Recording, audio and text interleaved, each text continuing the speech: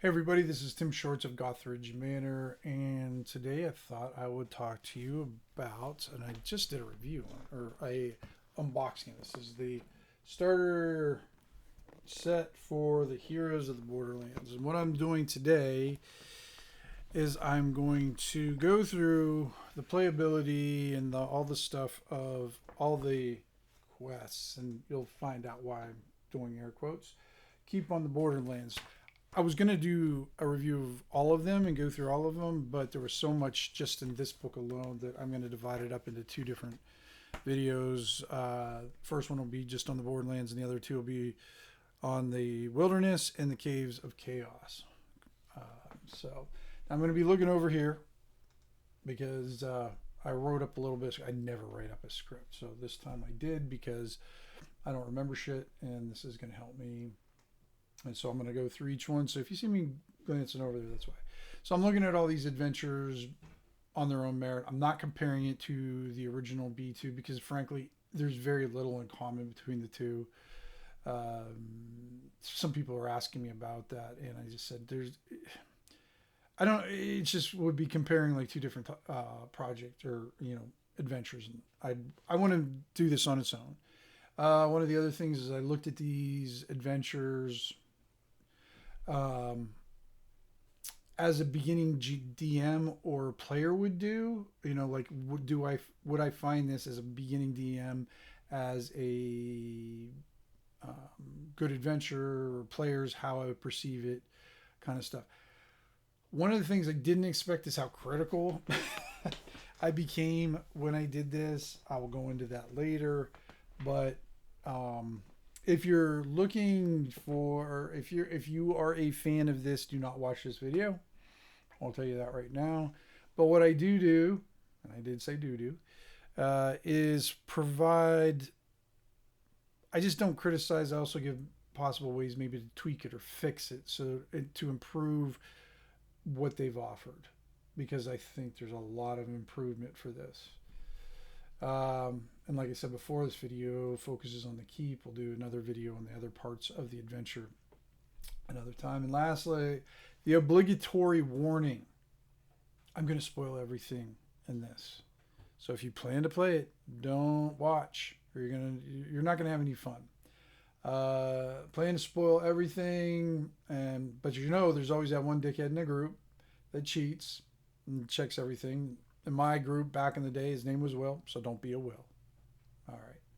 Now, before I forget, I always forget this part. Please subscribe to my channel. Thumbs up if you like the video.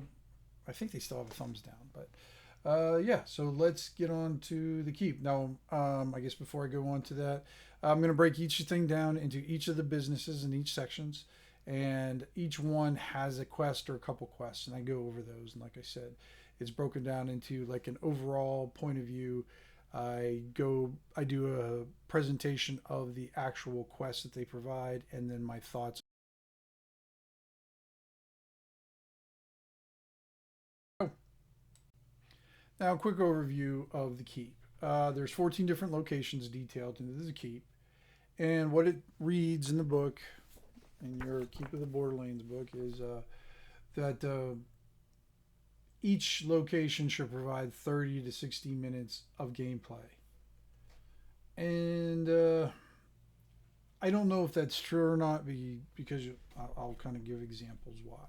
But let's go to the first one. So the first location is the outer gatehouse. So you come up to the gates, and Bartho and Gale introduce the party to the keep.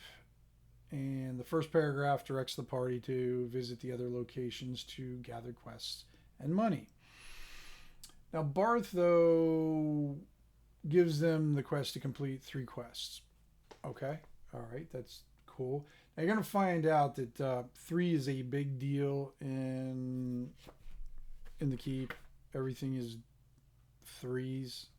Not sure why. I don't know if the writers were OCD or what, but yeah, it comes up almost in every quest nearly. So, all right. Bartho's a lazy bastard, okay? So he doesn't want to do too much. He wants to sleep. He says he needs to nap. Fair enough. I like to nap too. He prefers to sleep, and he'll pay the party 5 gold pieces. Go out and help 3 people. Basically, complete 3 quests. Come back. I'll give you 5 gold. It's like a little token gesture. So yeah. So I mean, that is the quest. That's it. I mean, okay. What's okay? Now, what I would have done to improve this section here is first of all, give them examples of maybe places that they can go. Maybe they can do the exploration, but say, yeah, I heard. I forgot. I always forget the barn lake cornflower. Cornflower's having trouble with her goats again. Maybe go check in on her. Give them maybe a suggestion to start off, or something like that, or at least two to give it. But there's nothing like that. So as a beginning GM, you're basically saying, go find 3 quests, and there you go. And the players have to do it. But there's it's not a hard thing to make the connection. But I think as a starter guide, it's a good idea to give examples and have the DM practice his role playing by giving examples. The one of the biggest lack, the biggest, I mean, I would say the biggest lack in the keep is the integration or the connection between all the businesses and stuff like that. There's little to none in this. I mean, they kind of all stand on their own, and it's a small community. So that's how I would at least try to improve the quest to get quests. So there we go. So I mean, do I think it's a good one? No, but it's not a quest, and I don't know. I just don't like that they use this word liberally, quest, and it's not. It's just basically go help out 3 people in the community, which gets the party involved, which is good. But I think they could put a little bit more into this to give the GM something to go with and the players to riff off of. So.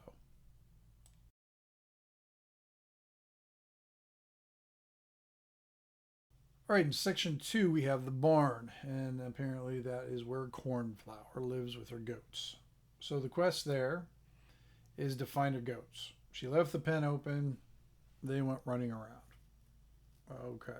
So she's like, can you find my goats? All right. Little fetch quests. It's not the most horrible thing. So there's 1 goat per character. And then you roll a d12 to determine where the goats are at. For some reason, the book doesn't want any goats to stay in the same place. They have to be all in different areas. So if you got 4 people in 4 different, so that means 4 goats. Make sure that they're in 4 different places. I guess. All right. And this is what they do is so the book suggests using the skill survival to follow the hoof prints. Okay, fair enough. Persuasion asks people if they've seen a goat. All right, fair enough. I mean, I don't know why you would have to really roll a persuasion. Like, there's no hidden. It's not a conflict of interest, really. They could, yeah, yes, I'll go the other day. Why would they say, no? My computer's trying to update. Stop that. Okay.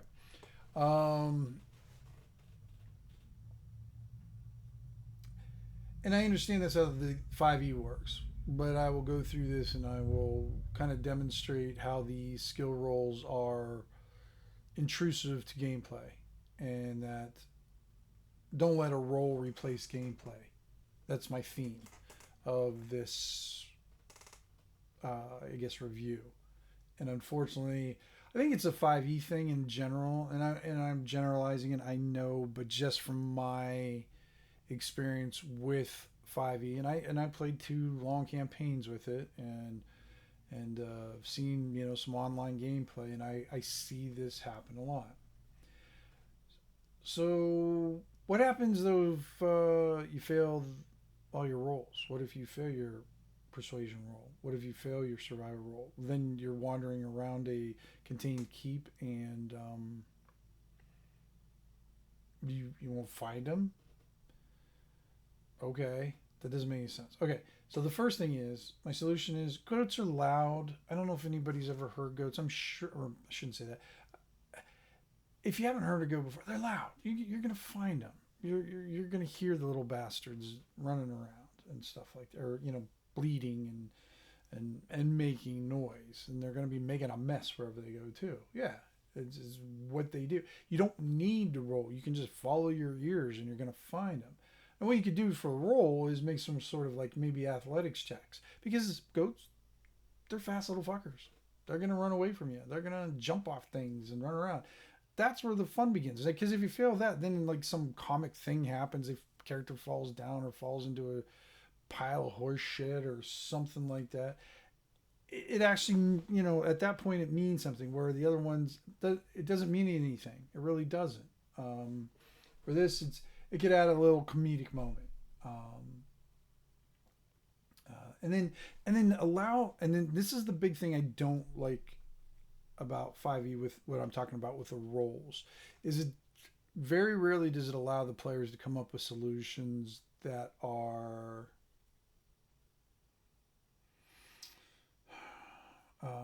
outside the system. I mean, they kind of force it into a. Imagine the players come up with their own solution, like someone just breaks open a ration and they lure the goat over with some food and just kind of have them fall, use the ration as a bait and just kind of lure it back to its pen. I'm sure they would make you roll a animal handling roll or some sort of roll. Maybe I'm not sure, but I don't. In those cases, a roll's not necessary. I think it. In this case, the roll is unnecessary and it complicates the situation where there is no complication. If there's a reason why the goat wouldn't come, maybe for whatever reason it doesn't want to follow a particular type of player or something like that, you can throw that in there. But it doesn't allow for characters to come up with a rational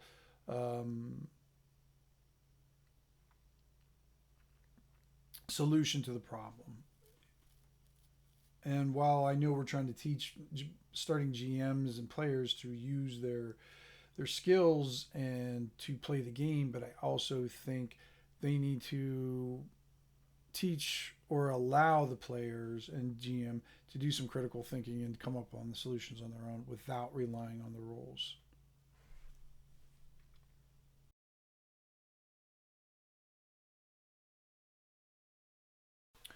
All right, the third location is private apartments. Link, Lenk, is a landlord, tenant, and he's a jeweler.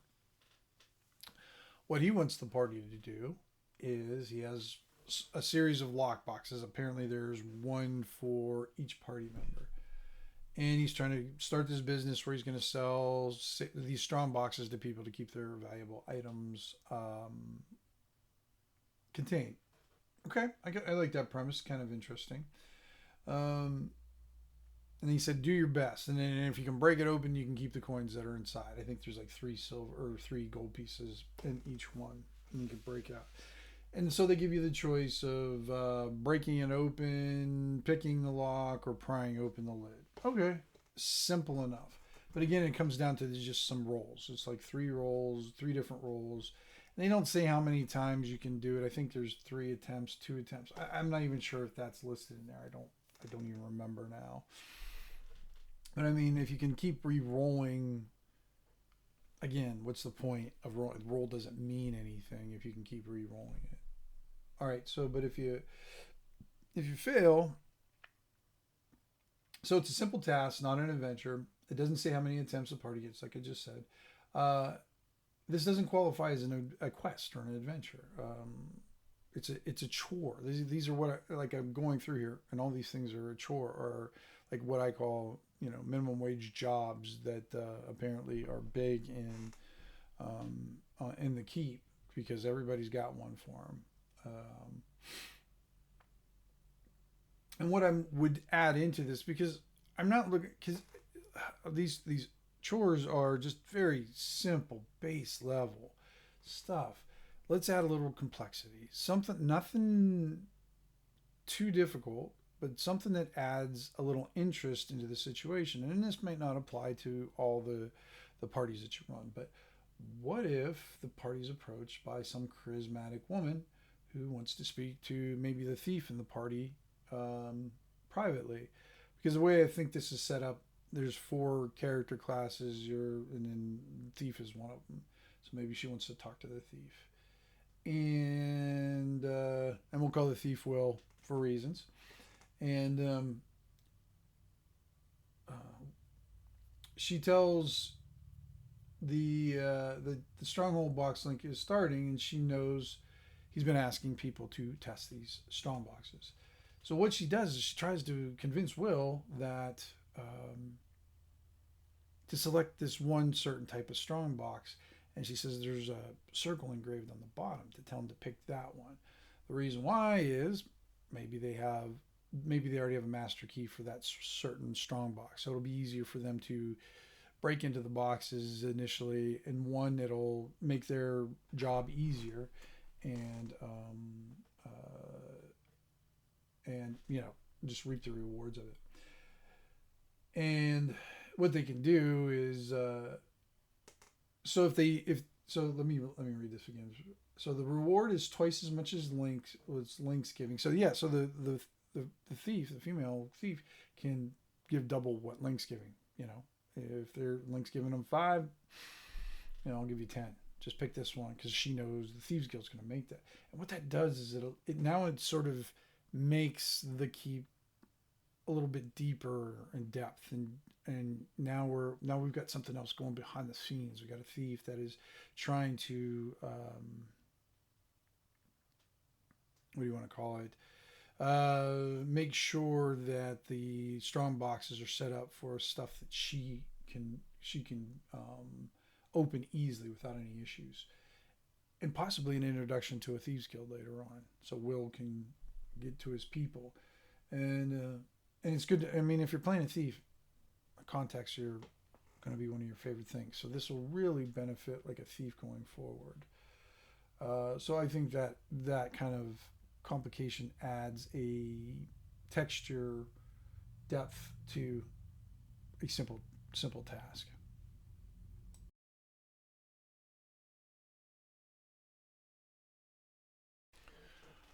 All right, the smithy.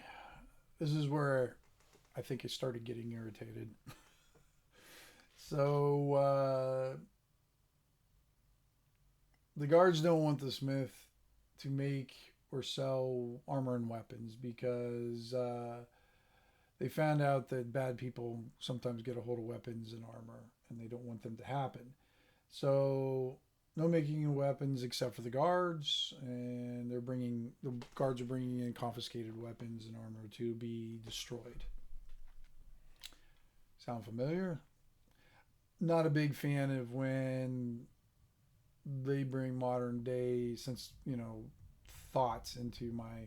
Don't dip your reality into my ideals into my fantasy peanut butter sandwich there. Not a fan of that. But be that as it may, it makes some sense, but you'll find out later it doesn't. The setup. So the players roll to check if they destroy the weapons. Yeah, you heard me right. You have to roll to destroy the weapons. You have to make athletics to melt it. And then you need a sleight of hand to pour it. Okay. My thoughts. First, get rid of the quest. It doesn't serve a purpose other than to roll more dice. Nothing lost or gained from the rolls other than 5 gold pieces. Why? Why is this even here? Now, don't get me wrong. I like everyday tasks that become part of an adventure or are the adventure. Love that when you just have these very basic, simple things. Harn does it better than anybody. They take these little simple things, but they make it interesting. This is not interesting. This is, I think, right? Yeah, I call it text. It's text filler. The only thing the smith can do is brand leather. Yeah. So I can brand leather. I can embellish it. this is going to be a reoccurring thing too. It's sort of like a paper doll dress up thing, buying, you know, blue armor or blue tint for your armor. It's just paper doll bullshit. That's all. That's all Smith can do. Maybe put your initials on it so you can, monogram your bag. Trying not to swear. It's being very difficult. Let me see here. This is how I'd fix it though. Make the smithy more into play. Provide services to the party such as armor and weapons repair. At least they can repair that stuff if they get damaged or something happens. So that happened. If you want to keep the disarming theme going, if that's something you want to be dedicated to, you can have Callista, who's the smith, provide a reward for weapons and armor taken from bad people and melted down. So what I do in my campaign is the smithy there is more of a, well, he can repair stuff. He's not, I don't know if you can hear that motorcycle going by. He's not that skilled to make stuff, but what he does is he melts down like pot metal from weapons that are gathered by some baddies out in the forest, and they're melted down into ingots. So what Callista could do is buy scrap metal. So if they go out and beat a bunch of goblins or something like that, and they bring back, I don't know, 10 short swords. I'm just using an example. She will give them maybe 1 gold piece for every sword that gets smelted down and turned in. That way, there's some play in it. There's a reason for her to have her there, other than if, just I gotta melt everything you need to protect yourself with. That's okay. It's stupid. If you want an actual quest for the party, have Callista tell the party about a shipment of ore she was expecting, but it never arrived. Then place that ore in one of the caves, or I believe there's a wagon that got attacked, and put it in the wagon. This wagon can become crucial later for another quest too, but put the ore in the wagon so that way she can make weapons for the guard, or if you decide to throw away the disarmament theme away, then you can have maybe to build have her make a new sword or shield for the party. And what's good about this, I think, for beginning GMs and players is sometimes when the quests are given, they're not going to be solved immediately. They're not going to be it'll be maybe a quest down the line or something in the back of their head, so when they come on it, they'll recognize it. That's the ore. Oh yeah, let's get it back there so that way we can get Callista her ore. So yeah, it's okay to have the party give the party a quest, a task that will not be immediately solved.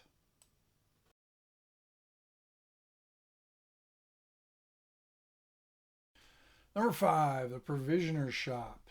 And so you can resupply here. And what I like about this place is it's just a disorganized mess of stuff. It just reminds me of my favorite bookstores, used bookstores, when I would go in there and they didn't really have anything categorized. They just had boxes shoved everywhere and you had to go through everything. So it was like a treasure hunt. I always enjoyed that. So that's what I imagine this place is. And then the fun thing about this one is the task. Okay, here we go. We got something that's a little fun here. Ruckus, the owner of the provisioner shop, asked the party to deal with a fire ghost in the back room. Already, I'm in. A fire ghost. I mean, it's not just a ghost; it's a fire ghost. I'm in. I don't know what's going on, but let's check this shit out. So, and what I really like about this one is it's got like a supernatural theme with the ghost, but yet there's an ordinary, a mundane explanation to the fire ghost. So I love the setup of this quest. Find what the hell out is going with the fire ghost. However, the 5e deals with the investigation adventure sucks, and I just don't like you make a roll and this happens, because it's one of those things. If they don't find the clue, then they can never. It's done. You're bottlenecked. There was a game I played back in the day, and I absolutely loved it. It was called Exoterrorists. I think it was written by Robin Law. And the philosophy of that, and I think is Gumshoe, was it wasn't a matter of finding the quest. The players always find the quest. It's what they or find the clues. It's a matter of what they do with the clues, and I think that's important because I think that allows an investigation, a mystery, to keep moving without getting bottlenecked because you didn't see something. And I'm gonna tell you a story about this. Is why, and I'm not exaggerating in this. I'm just using this as an example. Um, as at a con, GM was running fifth edition, and we went into this room, and the GM had us all run or roll a perception check. And I'll get into perception checks later. They're their own issue. Um, we all missed our perception check. He didn't know what to do. He was kind of froze. He's like, and I mean, we didn't fail by a little bit. We all failed by a lot. Um, so after a little convincing, I convinced him, well, just tell us what it is. I said, otherwise, because we got had an hour left in the game. I mean, we just can't. If this is important and it's freezing up your game and you don't know what to do, just tell us then. You know, what difference does it make? It's a one shot, you know. So what he told us that we missed is there was blood stains all over the room. Why did we need to make a perception check to notice blood stains all over the room? I'm gonna perception checks. Okay, so the room was smeared with blood. He had us all. Okay, let me see what else I said. The problem with a lot of DMs in this case become reliant on the perception rolls. It's a broken crutch. I mean, I can't tell you how many times where I've seen games and been in games where roll perception. You know, I think they on the character sheets they have their own category. You know, the skill is used so much that it needs its own little section and everything. Like passive perception. So if you're, I guess, you know, walking by, you might notice something. I think I called it the crack of 5e. Perception rolls are the crack of 5e. But what I like about it is the mundane solution or explanation to the fire ghost. I wouldn't have the players roll a perception. I would just give them a list of maybe the items that they find in the room and let them kind of figure it out on their own. We don't need to. I don't want to just tell them. Oh, you made the roll. Well, this is why. What's the fun in that? I want the players to kind of come up with something and that maybe figure it out. And they may not figure it out, and that's okay. It's perfectly fine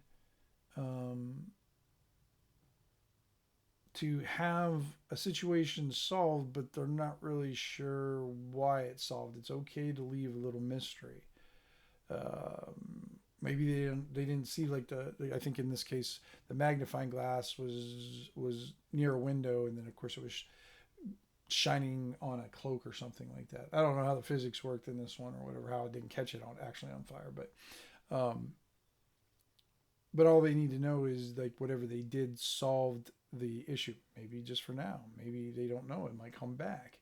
That's the fun part. Leave a little mystery. It doesn't need to be a bow tie on the, or, you know, a little bow on top and solved.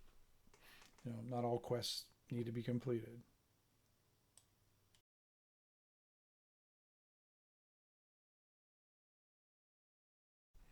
All right, we're into number 6. This is the trader shop. Party can find goods here, a little more exotic than the provisioners and everything. The ironic thing is here you can buy weapons and armor. I don't know. It seems contrary to what was said just 2 sections before. And this is where I start getting a little pissy about the writing and the continuity about this. I mean, this is your starter set. You know, put a little bit more effort into this kind of the continuity to this. The setup for the adventure or the quest is meet a wagon that's laid on the trail to unload it. Kind of kind of a shitty start setup. It's boring, not adventurous. Just go outside and meet it. But the one thing I do like about it is there's a little misdirection in this one because the party the wagon is actually stuck out somewhere in the wilderness. I can't remember exactly where. But if they can get the wagon back, there's like a gray ooze inside. So, which is a weird opponent, anyways. A little freaky having an ooze attack you. Um, so I like that. So they think they're going because this is one of the few where they go out to do something and then find out that there's something else involved. I like that. They should have done that a little bit more. So my initial setup, it's not good. Unload the wagons. I get doing ordinary things, but doing these things is not interesting unless a group enjoys playing. Let's play, unload boxes, stock shelves, and wear the same shirts with the same labels. I know I come into the game wanting to do something beyond a minimum wage job. I want something a little bit. I mean, 5e is a heroic game. It's billed as one. This is not it. It doesn't have to be grand heroic, but it has to be interesting. Okay, let's skip the lame intro. Let's just say it's gone. Let's go right to the wagon part. Illyria, she's the owner of the trader shop, and she has two sons. They have an important meeting they have to go to, but the wagon hasn't arrived. So she asks the party, can you please find the wagon on the trail where it's at, and guard it on the way back.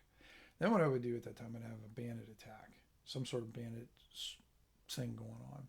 It's already mentioned in the Wilderness book anyways about possible bandits in there. We can introduce them just like that, have the bandit attack. And that way that gives them a little bit of a fight. Keep the gray ooze in there because the gray ooze is great. Because I think it snuck into one of the boxes while you're unpacking it. All of a sudden, bleh, right all over you.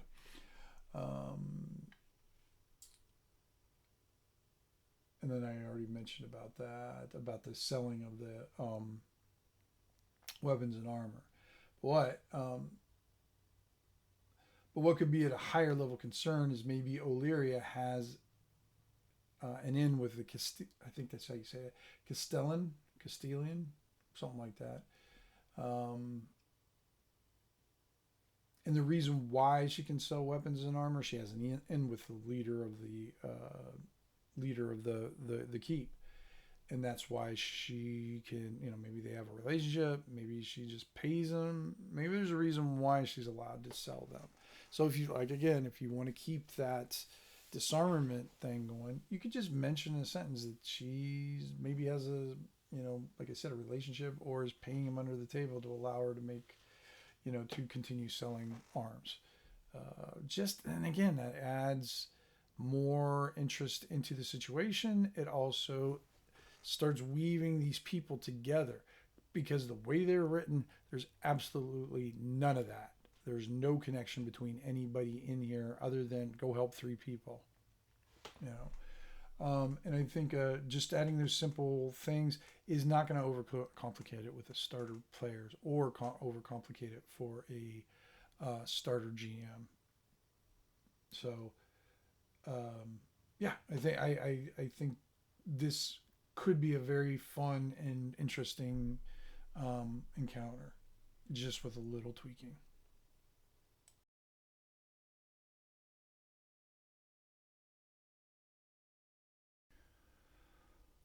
All right, number 7.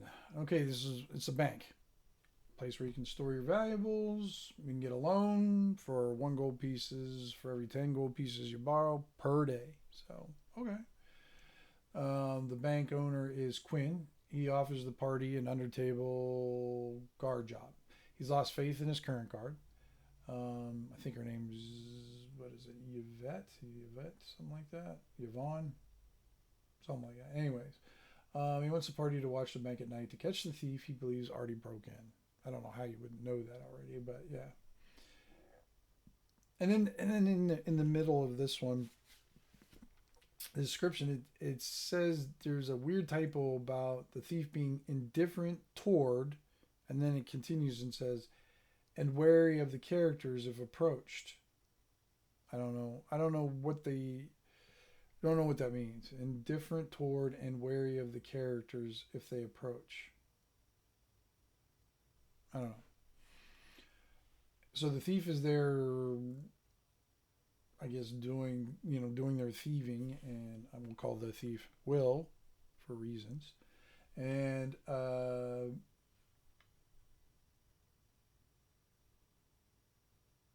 the situation can be resolved with one of three roles again. So you're just going to go up there, you're going to try to deceive them, persuade them, or intimidate them. All of them fine, those are all valuable ones. But hopefully, I wish, and I don't know, maybe they do more in this stuff, but I want them to encourage the role playing part of it. Because I see it so much where they just want to make the role. I go up there and intimidate them. I got a 16. I don't know. That doesn't sound like a fun game to me. That's just roll dice game. I want something that will be cool. Now, my thoughts: write up determines the party will use influencing actions. And I say sometimes I think these writers never played an RPG game before. I honestly think a lot of the writers in this haven't played too much, or they were basically instructed to avoid combat as much as possible.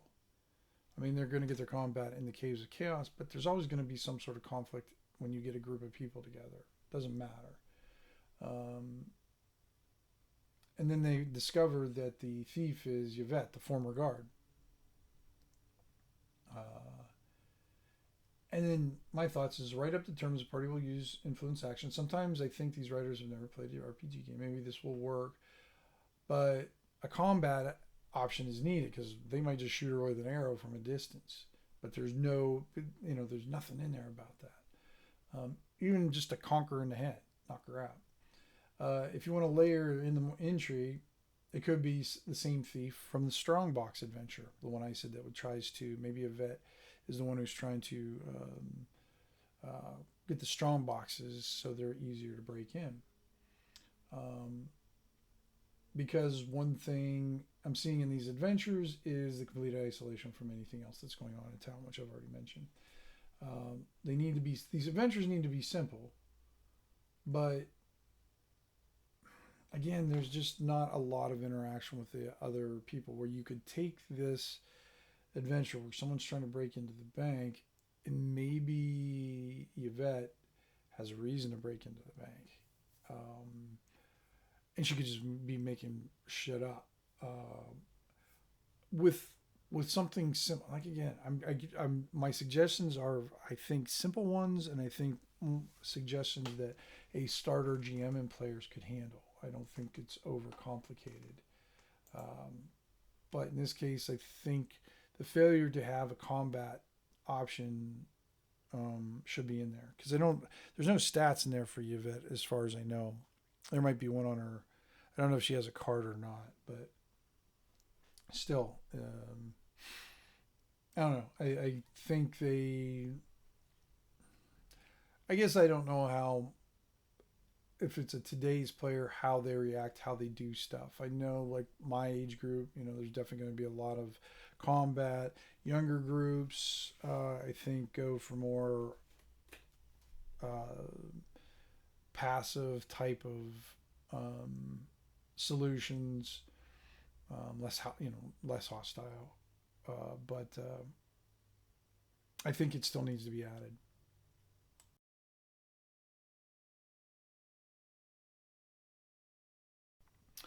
Number 8, we are at the Traveler's Inn.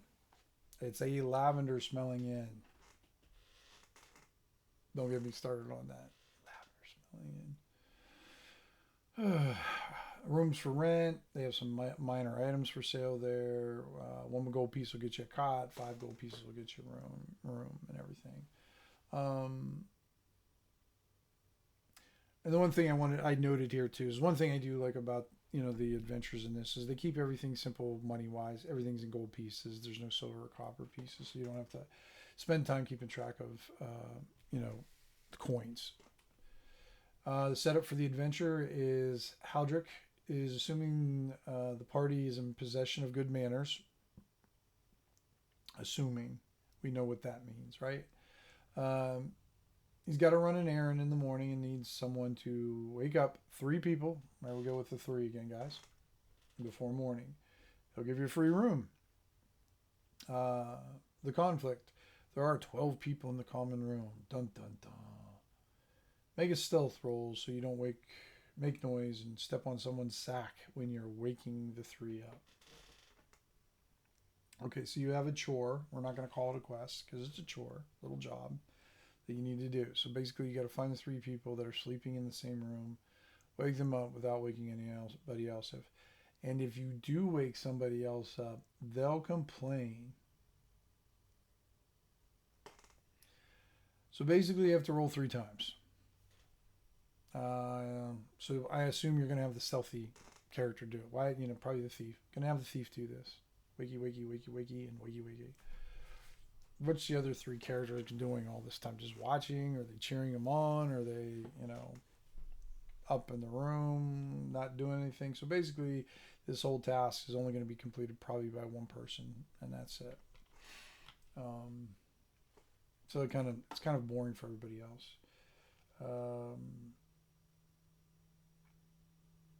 I'm not sure there's a way to save this one without crumpling up and throwing it in the bin. I came up with a couple things, but it offends me that this is a quest they chose to keep for the book.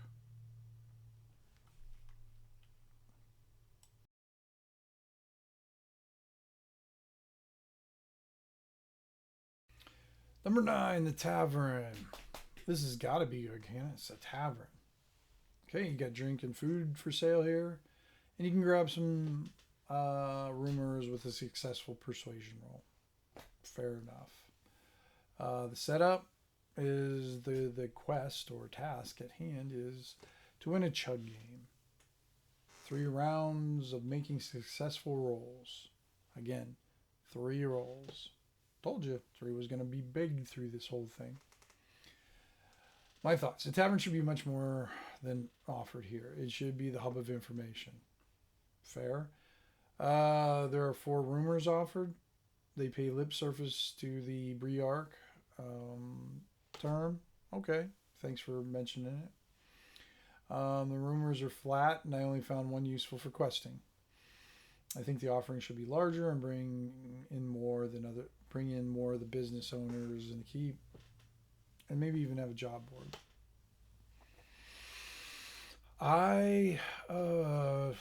Because it has 4 quests on there, and there's only one that, like I said, really has anything to do with anything that's going on.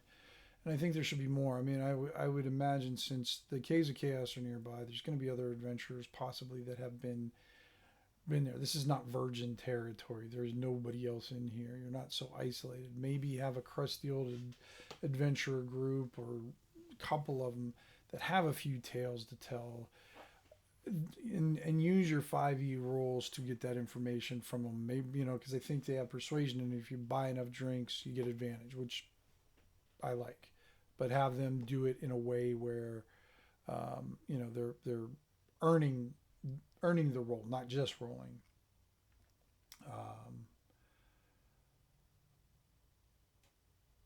And then, like I mentioned here, I'm not sure what the quest is trying to teach the players, because like what's the chug quest and like the waking up quest teaching the players? They're just basically teaching them how to roll a d20 3 times. It's not teaching them the game. It's just, I think the writers missed the mark. I'm going to say that over and over again on this thing, and it sucks because when I first opened up this box set and with all its contents and all the effort that they putting in all the tchotchkes and everything, I thought, okay, well, they must be serious about it and want to do it. And I still think they did a good job with what they offered with the cards, because those tangible items are really going to help people get involved and be able to visualize what's going on in the game. But they really wrote down on this. They really didn't expect much from the players and the DM. I I think I mentioned pretty soon I start getting pissed of because of how they did this. All right, let's see here. What else did I write about? Basically, of all the places, a tavern should be a place of gathering, a place for the players to get information, interact with NPCs, and then maybe win a drinking contest. Priorities. Make it an important place. Right now, it's just a place to go win a drinking contest. It should be a fantastic place for them to get information and get informal information or hands-on information, because I think the next place, the guild house, is going to be formal information and like doing studies and stuff like that. So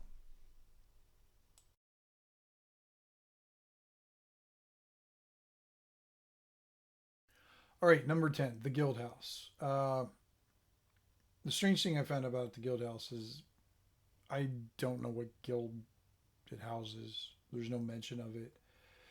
Basically, it has a big ass library, which I think could be integrated into some of these quests, and I'm going to mention it coming up. But it's not. It's not really. It's just sort of mentioned here in passing, and I don't think it really is used to its full potential with that. And then it has a place like almost like a consignment area where craftsmen can ply their trade in like 10 by 10 cubicles or something like that. And you know what they can do for you? They can customize your equipment. Do you know what that means? Yeah, that's right. They can make your paper doll look different. They can put a little emblem on your equipment. They can maybe change the color of your cloak. They can make you, have, I don't know, cut your hair, change your hair color. Yeah, there's so much more, but I mean, that's what they offer. I mean, that's what you can embellish equipment, like just like the Smith. I don't get it. I don't know why they limit him so much. I just don't. I think it's a failure of imagination.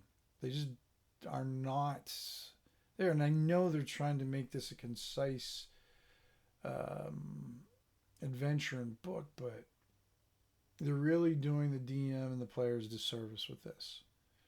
It's just everything in here is very very generic. I mean, coming up, the temple's next, and there's nothing. It's just generic. All right, so the setup. So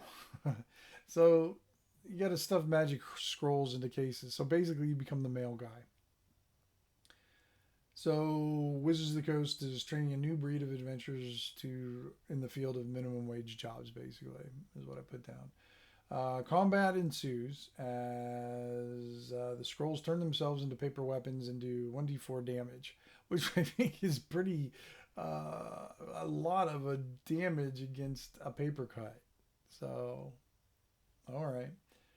Uh, there's going to be two scrolls flying around per character, and guess how many checks there are. I'm going to give you a guess.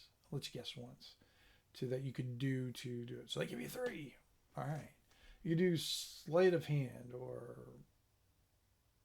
arcana check or intimidation check. Don't know how you intimidate a scroll, but I guess you can. I mean, that means they have sort of some sentience, and I don't know. The My thoughts were the task reeks of Harry Potter. I can just see it in playing it off in a Harry Potter movie. While it's fun to read about and fun to watch on the movie screen and having the kids getting, paper cuts as they're flying by and grabbing them, it kind of reminds me of what the key scene. Um, it doesn't make it for an interesting role playing game or scene at all. Even if the hit points were at risk, it's a meaningless task. It doesn't. I mean, okay, you stuff them in there. Okay, if the character and there's a possibility that the character gets paper cut, so they go down to 0 hit points. Guess what happens? You take a nap. There's no risk of death. They say you fall unconscious and you're stabilized, so there's no risk.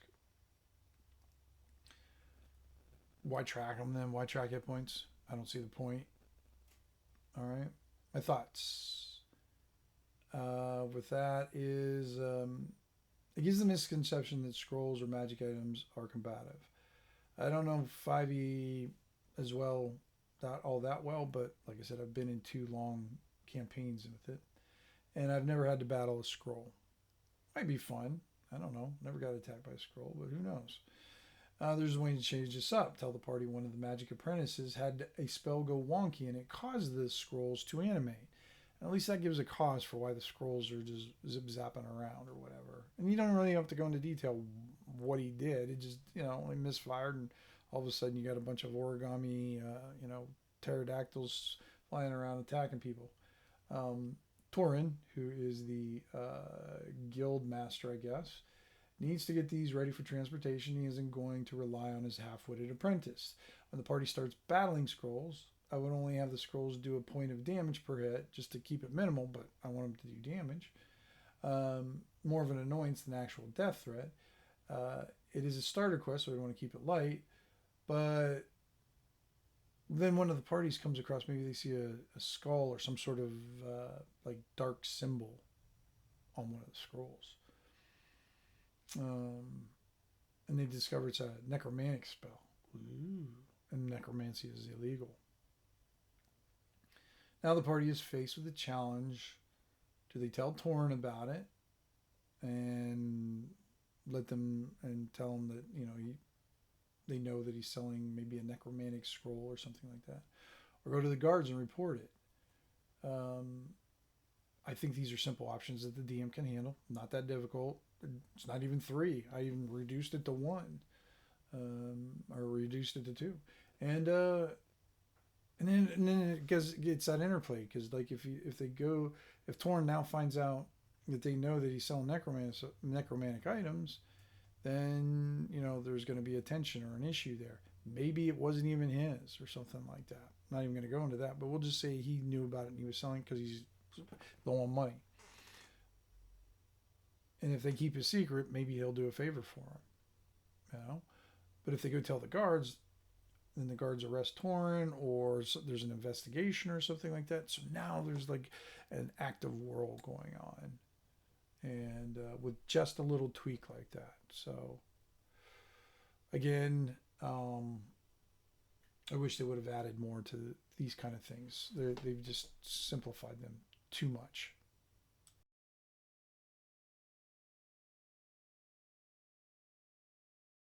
All right, we're turning the corner here a little bit, so we're, I think, getting in the last 4 places, and now you know why I divided this. And I'm going to divide this into 2 different videos. So the next one's the temple. Phaser, I think there's a Fazzir. I guess a Phaser is a healer of the keep and moral compass. And the former temple leader has a secret. The place that is tied into another, and it's tied into another location. The temple also can provide rooms, which is better than waking up 3 people, I think. And stealing from unlocked alms box gives you bad mojo for a day. Yeah, they give you if you steal from it. It's not even a. It's weird. I'm gonna look it up real quick because it's a weird resolution. I don't understand it. So the alms box isn't locked. So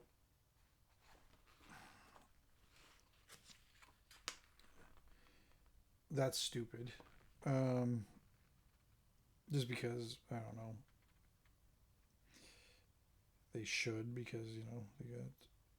Let me see, where's alms box. So you have to succeed on a DC 15 Wisdom saving throw or have disadvantage on D20 tests for the next 24 hours.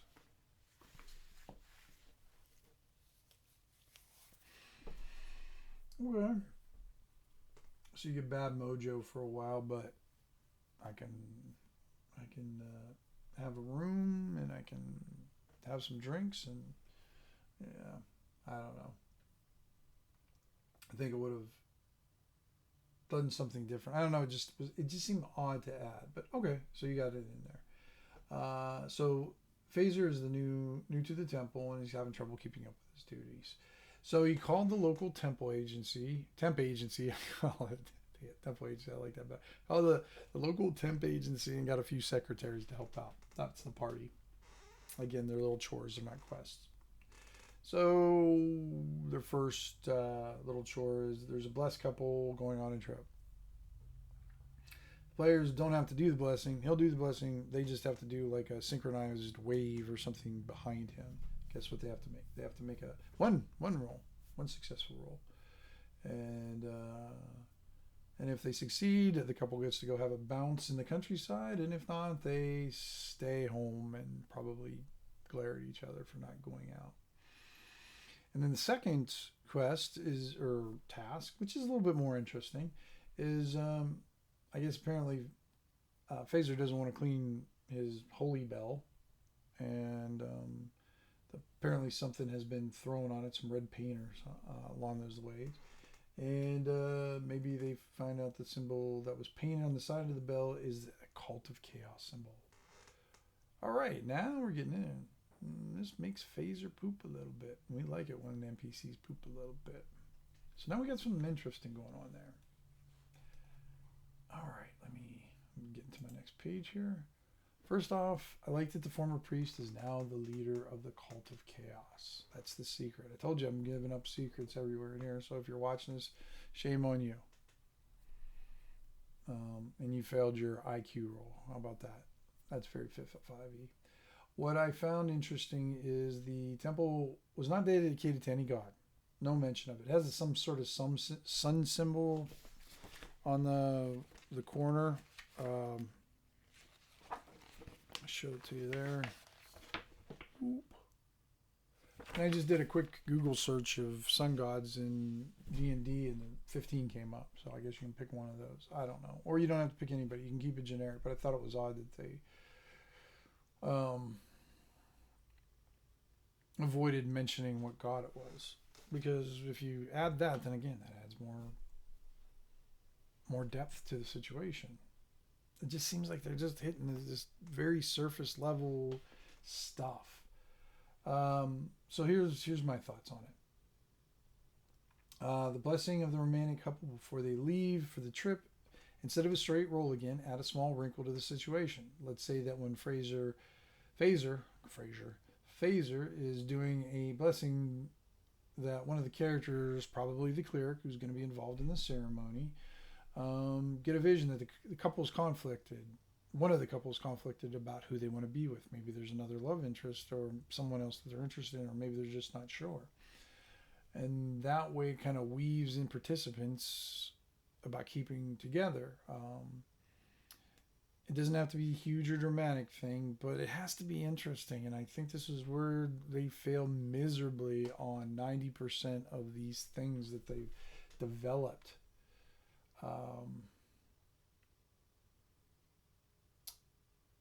Like I said, it doesn't have to be a dramatic thing, and it can become one of those quiet moments in gaming where the PCs have a profound effect on an NPC that will echo throughout the campaign, for good or bad. Because if maybe somehow they can, and this is a great role playing opportunity, or maybe the PC, the cleric, maybe he gets that vision. It's like, are you sure this is what you want, who you want to be with? I'm kind of getting the vibe that you want to be with somebody else, or there's something else in the way that you're doubting. And what that could do is maybe the one who's having the doubts decides, you know what, you're right. I felt like I'm being pressured by everybody to get into this relationship, and I don't want to be into it, which helps that NPC. But now the other NPC, the guy or the girl, is pissed because you broke them up. And now you got two different reactions to one decision, which is a beautiful thing in role-playing games. It gives you lots of opportunities in that. So don't be afraid to just turn up the complexity on these things by just one, maybe two, not three, because apparently 3 doesn't work. And then discovering the symbol of the cult of chaos. This is an important discovery, but it's hand-waved. It's kind of like they discover it, but then they end it there. It's just like, Phaser poops himself, and then there's really no more mention into it. This is where I would use the guild library and have the party do the research and discover that's what the Cult of Chaos symbol is, and its meaning. Maybe find references to it that associate it with monsters, giving the party information on what they should study or look out for in the future. Maybe they find out some information about the Caves of Chaos and possible things, just maybe some tactics that'll work. I don't know, something along those lines. And this isn't asking too much for starter DM or players again. And if they don't do it, it doesn't, like, say they don't do the research on this, or they just find out the surface of it. It doesn't, they don't have to. It doesn't detract from the rest of the adventure. But it has the potential of assisting, which, again, I think would be beneficial for everything involved and make the situation more interesting.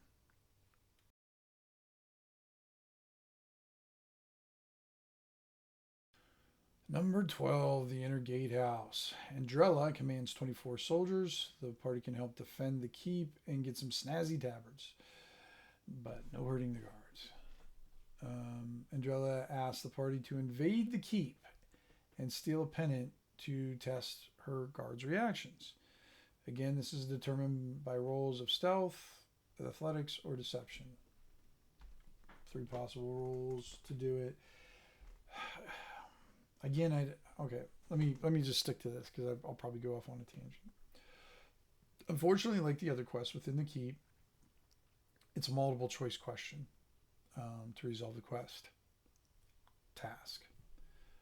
I don't think the designers understand what is interesting or what challenges the party. And I'm not saying that to be mean. I'm just saying that because that's what I'm reading. As someone who's been in this game for decades and decades, I would say I have a good judge of that. And they just, and I don't know if it's the designers themselves, the creators, or if it's restrained by what the outline was by the lead or the company itself. I don't know the logistics of all that stuff.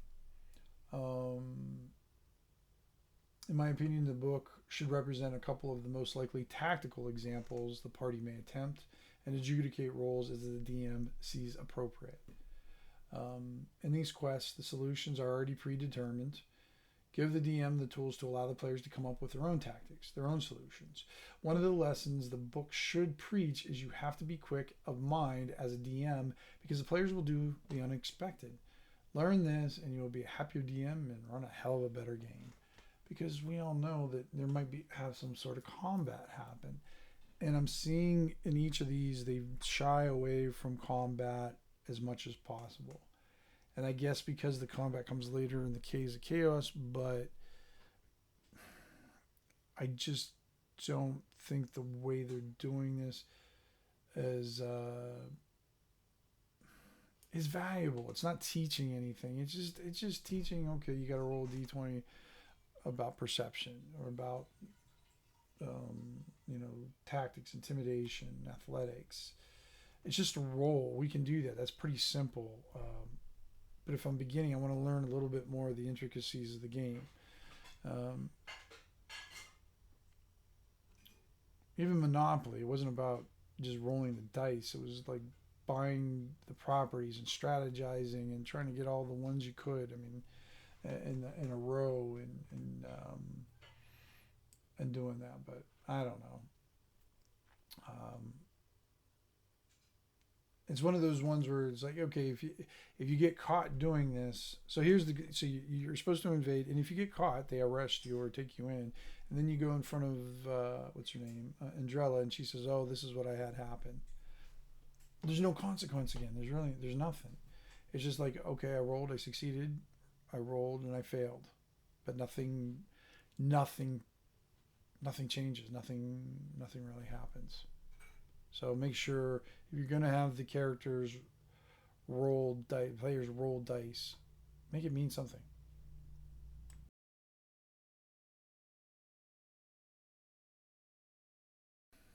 All right, what do we got? Number 13 now. 2 more left. The Inner Bailey. This is where the practice soldiers practice being soldiers.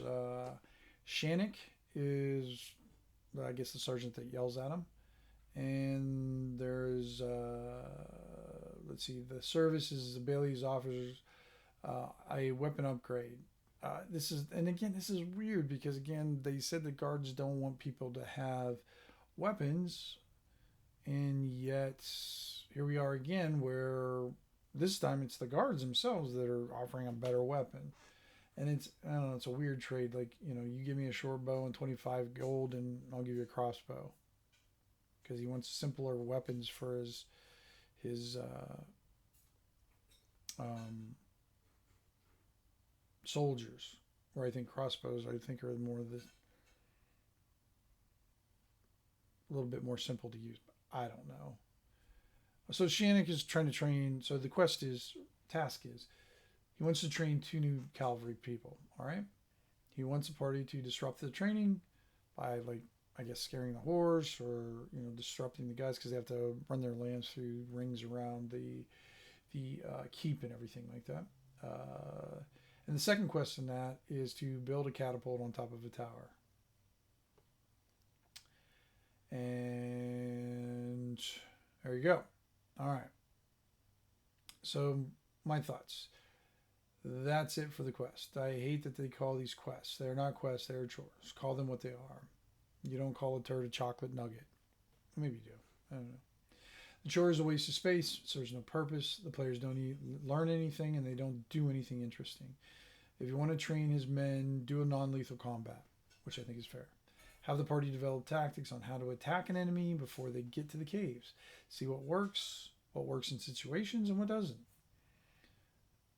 I mean, yeah, teach the party how to deal with some of the monsters in this thing, in the guise of training the soldiers. And you don't have to change that much in this. It's very simple. And the second quest is roll a series of 3 rolls. You have to roll an athletics check first, an investigative check second, and a perception check last. However, it doesn't mention what happens if you fail on one of the rolls. The first is doing the lifting and hauling. I got to take this heavy thing and take it up to the top of the thing. Well, what if you fail? Does the catapult get damaged? Does it fall down the stairs? Do you get squished? Are you like Ross and Chandler going, pivot, pivot? I don't know. Does anybody get injured? There are no consequences again for the failure. There's nothing there. I mean, I think if you fail, I think it's 3 times again. 3, of course. He's going to say, go away. I don't want to deal with you. So it doesn't do anything. It doesn't teach you anything. None of this teaches you anything. And they're told to go home. Oh no, you mean I can't stick around and do an uninteresting task? Second rule is to put the catapult together. What if they fail this? Does it fall apart on firing? Does it shoot a dead cow into the keep and kills Mountain Dew's goats? I know her name's not Mountain Dew. I'm being snipey now because by the time I got to this point, I was just like aggravated with this. I know I'm taking a piss, but I'm getting angry about the laziness of the writing, the laziness of developing fun and interesting scenarios, and how insulting these are. I feel like they are writing down to what they think new people can handle. Give your new GM and players credit that they can comprehend things beyond a crayon level, and I mean that. The last test is perception. Roll the test fire, the catapult. Here we have something interesting, but they say they are firing at a target. Okay, let's do that. But in the middle of reloading for the second firing, one of the guards sees a group of orcs coming up from the caves. Give the players a chance to eliminate a warband in one shot. That'd be fun. Oh, I forgot. Orcs are no longer bad. Oh.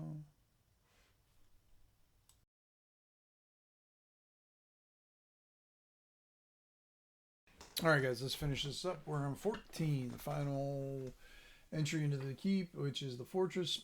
36 well-trained soldiers reside here, and those in danger can hide. It is also the seat of the Castilian leader of the keep. There are 3 quests available here. First one is to map the wilderness. Explore 3 or more areas. There's only 4. I looked that up. I thought I'm going to have something to say about that in the next one. I explore three more areas. The second quest is given by Elandra. She basically asked you to go around and help three people. We've heard that one before. That was in number 1. So they're beginning with it and ending with it. So 3 people. Help them 3 people. Well, I guess you Lazy Batharo at the gatehouse gave you the same quest. And then the last one, Mr. Leader of the Keep is ask you to go into the Caves of Chaos. All right, here's my thoughts. I like the mapping quest. This serves a purpose, gets the party out there doing what they were meant to do along with a side gig to earn a little money. But also to get the players, the people themselves, to learn how to map. Learn how to, do that. Because, I mean, back in the day, that was somebody's job. What I might ratchet up and do is attention and give the wilderness map that already has a couple of areas mapped. Here's what I didn't know. I made the assumption that the wilderness map was a hex map. It's not. It should be, but that's going to be in there. So I'm going to change that up a little. Well, I guess I can't change that up. So this that I'm saying, I guess I would have mapped out a little bit, I'd maybe give them a map with a little bit of that's around the keep already mapped out and say that this is as far as the last party got. So make sure you stay alert because they didn't see it coming. And that way when they're out there in the wilderness mapping, all of a sudden it's like, oh shit, what got the last party? And the second quest, okay, here we go again. Go out and help 3 people. I mean, it's fine, but you don't need to do it twice. You already did it in the beginning, and now you're doing it here. So why are you duplicating this quest again? The one good thing about getting it from her is you actually get a magic item. So the party gets an experience with having a shiny bauble beyond a few coins. But it's only one item, so it leaves all the other 3 out. So what I would do is I'd allow the other 3 players to pick something out of the equipment deck that they could use. Now, Winvarl, the leader of the cheese, or I call him the big cheesy stick of the keep, looks at the party with a raised eyebrow and tells them that they are lucky to be here. So you can get rid of the nefarious cult. And the adventure, then the reward is the adventure. There's a reason why he's the leader. The reward is the adventure itself. There's a reason why he's the big cheesy stick. He can say that with a straight face. He reports the caves are full of treasure. Although he's never been there. Never let the facts interfere with your truth. As far as I'm concerned, Winterfell is the biggest crook in this adventure. I like it. And when the party returns, they have a big meatloaf and dance. And that ends the adventure once you reach 3rd level. That's it. Boom, you're done. Which is a little confusing. I mean, I thought eliminating or chasing off the cult would be the end, but it's not. Reaching 3rd level is the end. I don't know. Let's see. If they fail to take the opportunity to wrap up an adventure to show the DM how to celebrate the accomplishments of the party. They place roles where they could come into play or mention. That didn't make any sense, did it? They should, like here would be a good opportunity for them to role play and then use those roles that they use throughout to it. If they roll well, they may get free services from some of the shops. Maybe that's part of the reward besides, the big cheesy stack going, good job, and 2 thumbs up. You're a good citizen. Maybe it gives, at the tavern, they start retelling the tales of the players, which is cool because then it shows that their impact on the community is significant and thankful. They're thankful for it. which is nothing that's mentioned in here. Which again, the creators of this fail miserably on getting people to interact in this thing. I don't know, you know. So here's my conclusion, guys. The keep's a disappointment. The way they wrote them up, the way they did the quests, the way they facilitated to teach the GM, DM, and the players to interact with the environment. This should be an environment rich. Should be a huge thing for them to do. They should have lots of opportunities. The DM learns that roles determine the result, not the play of the players, and I don't like that. So that's what they teach them. I mean, they just let the role determine the quest end. I mean, yeah, of course they're important. You got to have dice and everything like that involved, but it doesn't allow the players to really interact with the adventures except with the role. And they don't teach how to do that, which I think is a huge failure. Like I mentioned before, the dreaded perception roll is a broken crutch that 5e uses all the time. I'd like to see a game run without it. You know, can you get through one short game? You know, can you get through a game without using a perception roll? Like another example I've used, I think it was Rob who used it. Like the one kid, like, I want to sneak across the room, and he just rolls his dice. That's all he says. I want to sneak across the room, roll my die. I made it. Well, no, you didn't. The room it's well lit. You've got, you know, maybe your adversaries on one side, players on the other side. There's no place to hide. There's no place to see. It's an open room. Just because you roll doesn't mean you automatically, you know, do it. It doesn't work like that. You know, little common sense has to come into play. But they think if they just say, this is what I'm going to do and roll, that's fine. They don't even wait for a response or like discuss what's going on about, you know, how it's going to be done. And my biggest issue with this starter set, especially the key part, is how they wrote down to beginning players and DMs. They could have just added a little complexity, a little bit more intricacy, a little bit more interactions between people in the keep to give it that living world experience. Wouldn't have taken too much at all.